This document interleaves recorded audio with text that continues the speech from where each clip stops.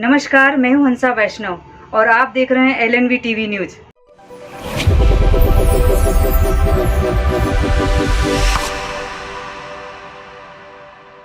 नमस्कार दोस्तों, मैं हूं डॉक्टर एलन वैष्णव। आम जन की समस्याओं को सुनने, उसके निराकरण करने के लिए लगातार जन सुनवाई का आयोजन किया जाता है। पिछले लंबे समय से जन सुनवाई आयोजित की जाती है और ये जन सुनवाई होती है प्रत्येक मंगलवार को और कुछ विभागों में बुधवार को। बात कर रहे हैं दमोह जिला मुख्यालय की, जहां प्रत्येक मंगलवार को कलेक्टर प्रताप नारायण यादव आम जन की समस्याओं को सुनते हैं। उनके साथ विभिन्न विभाग के आला अधिकारी होते हैं जो समस्याओं को सुनते हैं और उनके निराकरण के लिए संबंधित विभाग के अधिकारियों को निर्देश देते हैं।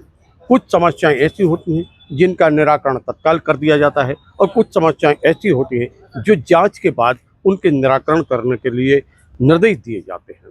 आज भी जन सुनवाई की गई। जन सुनवाई में अलग अलग तरीके के मुद्दे आए, कितने विषय आए और क्या क्या उस जन सुनवाई के दौरान में हुआ, इसके संबंध में जब हमने कलेक्टर प्रताप नारायण यादव से संवाद किया तो उन्होंने बताया कि ये प्रसन्नता की बात है कि इस बार राजस्व के जो मुद्दे हैं वह कम आए हैं। उन्होंने इस बात को स्वीकार किया कि प्रधानमंत्री आवास की किस्तों के मुद्दे बढ़ रहे हैं। उन्होंने इस बात को स्वीकार किया कि विद्युत मंडल में बिल की बढ़ोतरी के मामले लगातार बढ़ रहे हैं। उन्होंने इस विषय को लेकर चिंता व्यक्त की। उन्होंने कहा कि नगरीय निकाय में जिस प्रकार के प्रधानमंत्री आवास की किस्तें डिले हो रही हैं, लंबे समय से वो डाली नहीं जा रही हैं, इसके पीछे का कारण उन्होंने स्वीकार किया कि उस राशि का उपयोग कहीं और किया गया है। कलेक्टर प्रताप नारायण यादव ने यह भी बताया कि एक व्यक्ति आया था जो विवाह की बात कर रहा था।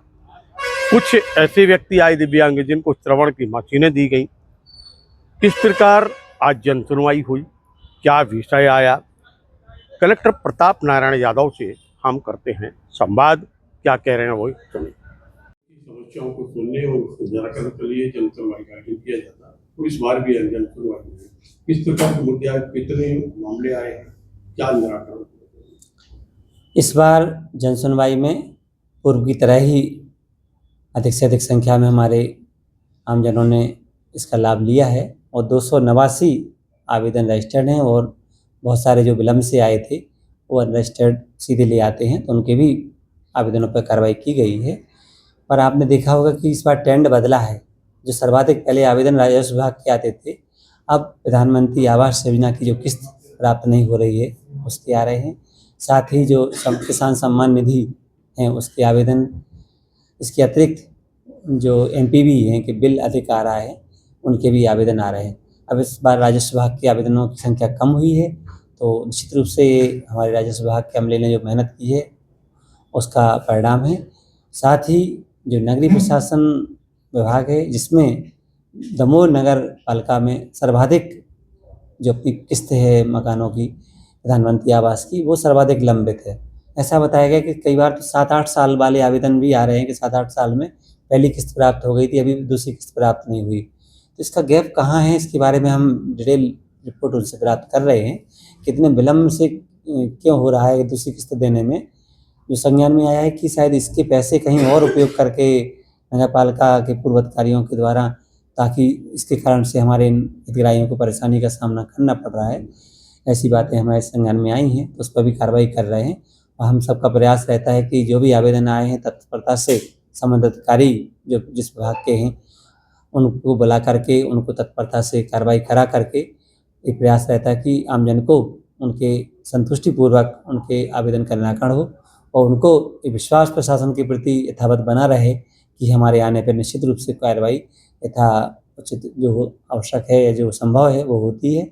उसी तरह से मेरा सभी नागरिक बंधुओं से पुनः अनुरोध है कि पहले वो अपना आवेदन तहसील स्तर पर, अनुभाग स्तर पर, जहाँ जन सुनवाई प्रत्येक मंगलवार को आयोजित हो रही है वहाँ दें। खासकर पुलिस के भी बहुत आवेदन आ रहे हैं।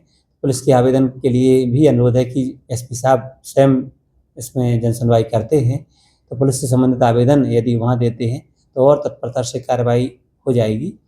और साथ ही अनुभाग स्तर पे जो आवेदन आप देंगे उनकी मॉनिटरिंग हम यहाँ से भी करेंगे, ताकि आपके आवेदनों का निराकरण आपके वहीं नगरीय निकाय पे या अनुभाग स्तर पे आपको उसका लाभ मिल सके, ऐसा हमारा प्रयास रहेगा। कुछ दिव्यांगों को भी आपने कुछ ऐसे उपकरण प्रदान किए हैं जो उनके लिए आवश्यक थे, इनको और क्या उपकरण? श्री लालचंद शर्मा जी आए थे, बोले सर हमें कान की मशीन बहुत दिनों से भटक कर नहीं प्राप्त हो रही है, हमारे द्वारा तत्परता से व्यवस्था उसकी की जा करके उनको यहीं अपने जनसुनवाई में ही कान की मशीन उपलब्ध करा दी गई है। वो बड़े खुश थे। एक हमारे दिव्यांग जन भी आए थे, बोले हम 50 साल के हो गए सर, हमारी शादी करा दीजिए, पेंशन तो हमें प्राप्त हो रही है और दवा करा दीजिए। इस तरह के भी हमारे लोग आ रहे हैं, तो उनके लिए भी विभाग को बोला गया, सामाजिक न्याय विभाग को, कि इनके लिए भी उपयुक्त व्यवस्था। वो दिव्यांग बाहर मिले और बता रहे थे कि आपको पिता के रूप में उन्होंने स्वीकार किया है और कहा है कि पिताजी मेरे विवाह को कराते हैं।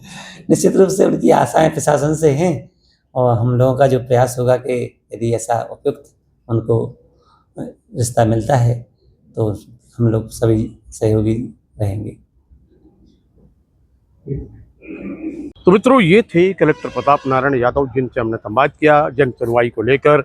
उन्होंने स्पष्ट रूप से वह जानकारी दी कि कितने अभी तक आए थे, क्या हुआ है और किस किस विषय को लेकर आज जन सुनवाई हुई, जन सुनवाई में मुद्दों की संख्या क्या थी। प्रधानमंत्री आवास को लेकर उन्होंने चिंता व्यक्त की। उन्होंने कहा कि कार्रवाई अवश्य होगी, हम इसको देख रहे हैं कि कहाँ गड़बड़ी हो रही है, और साथ में अन्य विषयों को लेकर भी उन्होंने जानकारी दी है। दमोह से डॉक्टर एलन वैष्णव की रिपोर्ट।